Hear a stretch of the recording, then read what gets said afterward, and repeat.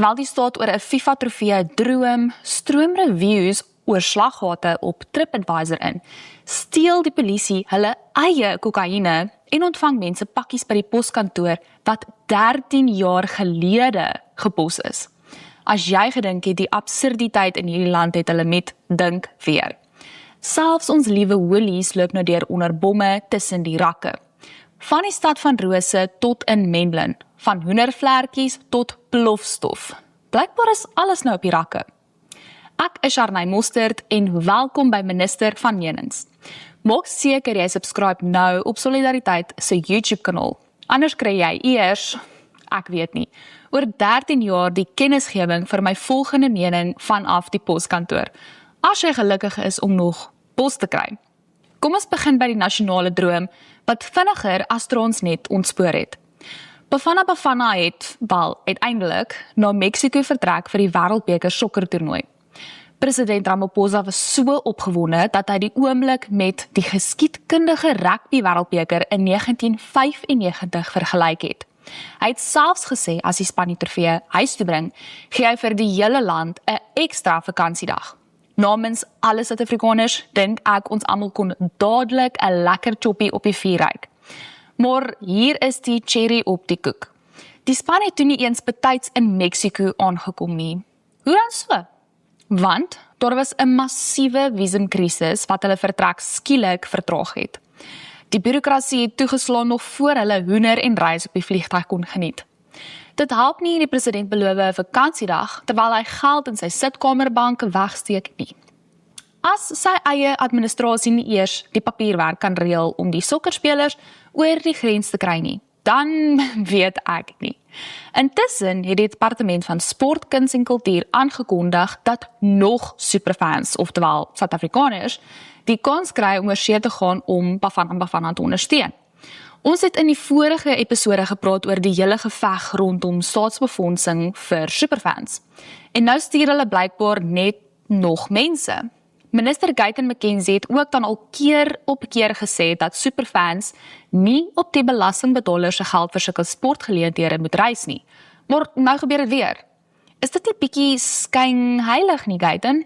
Blykbaar loop die sokkergees in Frankryk net so hoog. Ons minister van buitelandse sake, Lorraine Nel, gaan ons meer hieroor vertel. Honderde gearresteer in Frankryk na wilde feesviering. So lees die kop van die BBC se berig oor sokkeraanhangers in Parys wat die stad reüneer het nadat PSG vir Arsenal in die finaal van die Champions League geklop het. Kyk, ons weet sokkerspelers is dramaties, maar duidelik is sokkeraanhangers nog meer dramaties. Aanhangers het vuurwerke en fakkels afgevuur in die middel van 'n besige stad. 57 polisiebeamptes het seer gekry. Dieselfde ding het verlede jaar gebeur toe die vieringe dodelik geword het. En ja, die BBC noem dit steeds vieringe. Nou ja, as ek die joernalis was, sou ek versigtig wees om 'n situasie waarin mense dood is, 'n viering te noem.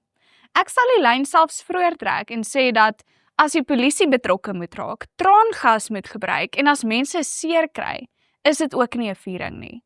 As 6 voertuie, 2 ondernemings, 'n busstasie beskadig word, as 219 mense, 178 sekuriteitspersoneel beseer word, amper 900 mense vir diefstal, aanranding en die onwettige besit van wapens gearresteer word, dan is dit ook nie 'n viering nie. En dit is juis die punt. Die westerse siening van 'n viering is anders as ander kulture se siening daarvan. Verskeie bronne dui daarop dat die meeste van hierdie kwaadstokers immigrante was, as ook individue met immigrante agtergrond. 'n Skokkende video-opname van die immigrante tydens hierdie plundering in Parys wys hoe hulle spog dat hulle Parys oorgeneem het in slegs 3 ure. Vinniger as die Duitse weermag in 1940. As dit nie 'n wake-up call vir Europa is nie, dan weet ek nie. Hierdie is nie 'n botsing tussen rasse nie, maar tussen kulture wat nie saam kan funksioneer nie. Massas en massas mense immigreer van derde wêreldse lande af na plekke soos Frankryk, na Parys, een van die mooiste stede in die wêreld. Daar was 'n tyd toe ek, en seker baie van julle ook gedroom het, om by 'n kafeetjie te sit met my croissant en op die Eiffeltoring uit te kyk. Ja, ek gaan maar eerder pole toe. Wat my baie bekommer, is die manier waarop die linkse media hierdie gedrag probeer verskoon en toesmeer deur dit 'n viering te noem, eerder as om dit te noem wat dit is: terrorisme, vandalisme en barbaarse gedrag. Dit is hoekom ek hier is, om vir julle die ander kant van die storie te vertel wat die linkse media graag wil wegsteek. Dankie minister. Ja nee, lyk my die Franse is ryk in Frankryk met sokkergees. Ek dink ons moet ons aandag vir eers 'n bietjie skuif na die valke se kluis. Die einste kluis waar nie een nie, maar 200 miljoen rand se kokaine gesteel is. Dit het onlangs by die Madlanga kommissie uitgekom dat daar getuies is wat oor die diefstal kan getuig. En nee, dit is nie deur 'n internasionale kartel gesteel wat iewers op 'n vliegtuig bo die DRC vlieg om te ontsnap nie. Dit is reguit uit die valke se eie kluis gesteel. 'n Verslag oor Suid-Afrika se kokaine-skandaal wys presies hoe die polisie wêreldwye dwelmsmokkelary sake heeltemal opgemors het. So erg dat jy net poeier sien. Dink net aan die logika hier agter. Die mense wat veronderstel is om die dwelmbase toe te sluit, se eie stoorplek word 'n McDonald's drive-thru vir nasionale dwelmverspreiding. 200 miljoen rand se voorraad stap net by die voordeur uit in 'n breinsakkie. Maar kom ons stap gou reguit in die geboue toe. Daar was al baie gesprekke rondom Ramaphosa se moontlike verwydering of impeachment weens die Falafala-skandaal wat weier om dood te gaan. Ai, arme ou Cupcake. Die groot vraag wat almal nou natuurlik vra is, as Cyril moet loop, wie op aarde gaan hom vervang? Wie dink jy sal hom vervang as die tyd aanbreek? As jy kyk na die mense in die ry, word dit vinnig baie skrikwekkend. Ons praat van 'n politieke elite wat meer tyd spandeer aan die skuif van hul eie rykdom tussen buitelandse bankrekeninge as aan die land se begroting. Cyril se privaat miljoene onder die bankkussings was net die begin. En terwyl daar oor sy politieke toekoms beklei word, weier die ANC om hulle eie huis skoon te maak. Kyk byvoorbeeld na die ANC Vroueliga. Hulle het pas amptelik aangekondig dat hulle weier om minister Sisisi Tulashe te skors of af te rank na haar hele luukse Chinese SUV debakel wat ons laas bespreek het. Vir die Vroueliga is dit blykbaar heeltemal aanvaarbaar dat 'n minister onverduidelikbare luukse voertuie rondruil, terwyl sy veronderstel is om die armes in die land te help. Die reël in die ANC bly onveranderd. Solank jy lojaal is aan die struktuur, is jou oortredings bloot 'n vuilmerk op 'n wit hemp. Moenie stres nie man. Die hele ANC is net 'n mat en al hulle foute word daaronder ingevee. Daai mat is seker al so hoog soos die Burj Khalifa in Dubai. In ander nuus, ons eie Suid-Afrikaanse poskantoor het sy eie rekord opgestel. Die sakereddingsproses van die poskantoor het die belastingbetaler reeds 'n verstommende 321 miljoen rand gekos. 321 miljoen rand om 'n diens te red wat basies nie meer bestaan nie. En die bewyse is oral. Iemand het onlangs 'n pakkie in sy posbus gekry wat presies 13 jaar gelede gepos is. 13 jaar. Dit is nie 'n posdiens nie. Dit is 'n tydskapsule wat jy in die grond geberg het en laerskool. Mamma skenk geboorte aan 'n nuweling, stuur hom 'n paar jaar later skool toe en teen die tyd wat hy hoërskool toe is, arriveer die eerste verjaarsdagkaartjie uiteindelik van sy ouma. Foei tog. 321 miljoen rand om 'n stelsel aan die lewe te hou wat stadiger as binnelandse sake se rye beweeg. Maar as jy dink die poskantoor is die enigste infrastruktuur wat stikkend is, moet jy na ons paaie kyk.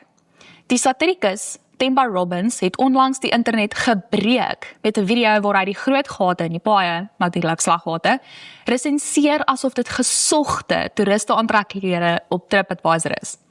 Die minister van vervoer het voorheen probeer ontken dat die paaie so sleg is, maar enige iemand wat al 'n band op 'n Suid-Afrikaanse pad verloor het, weet dit is 'n leuen. Ons paaie is besig om in Burke's Luck potholes te verander, maar sonder die toeriste inkomste.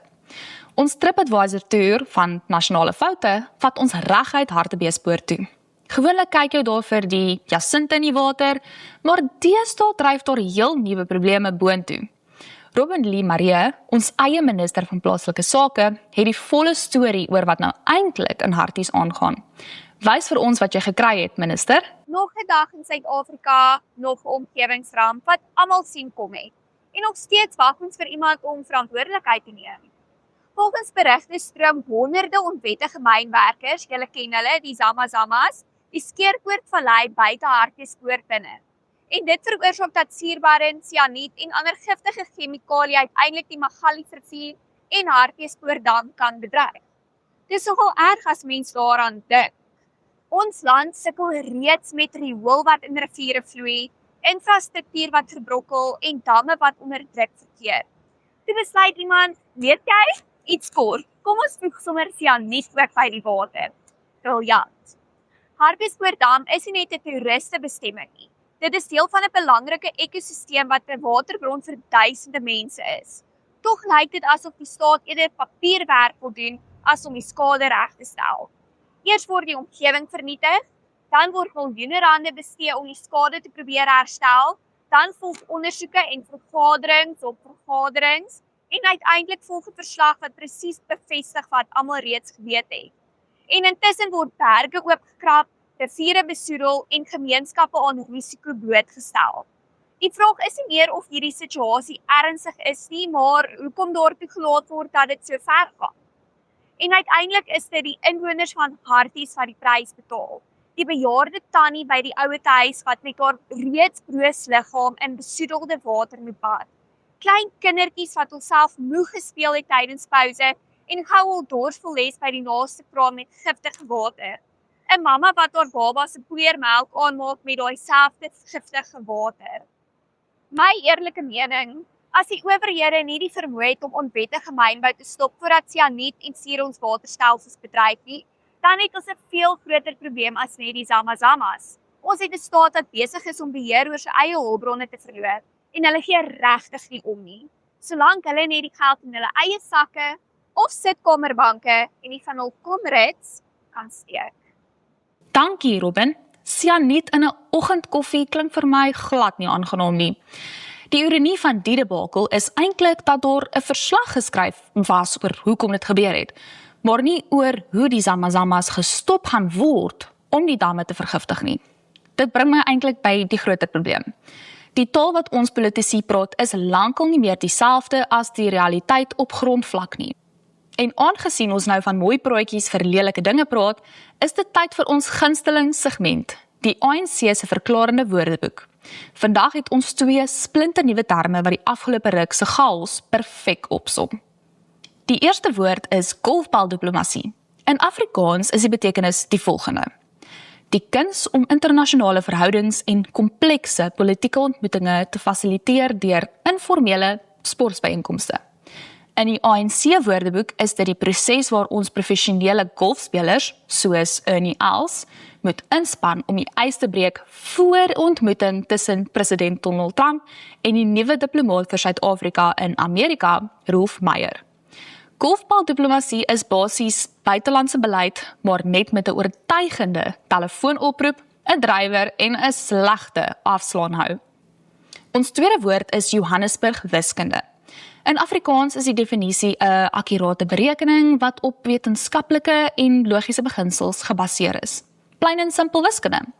In die ANC woordeboek is dit die kuns om vir mense te sê hulle kry 'n klein 12% heffingsverhoging, terwyl die werklike som eintlik op 656% uitkom. Dit is basies gewone diefstal, maar jy gebruik net 'n sakrekenaar wat nie batterye het nie, sodat niemand die fynskrif kan lees nie. Snyf, snyf, die storie is uit, en so ook die kokaine uit die valke se kluis. Daar is miljoene in banke en onder kussings versteek, terwyl Ernie en Rolf met Trump oor golfbaldiplomasie spreek. Bafana sit op lughawens verlate, terwyl Johannesburg se wiskunde bars uit sy nate. Jy wag dalk 13 jaar vir die poskantoor se brief, maar hier kry jy die waarheid feitelik en lief. Ek is aan my mosterd en dit was my mening. Wat is joune? Laat weet my in die kommentaar en onthou om op ons YouTube kanaal te subscribe sodat jy nie die volgende episode misloop nie. Ek sit so lank die ketel vir ons aan. Sien julle volgende keer.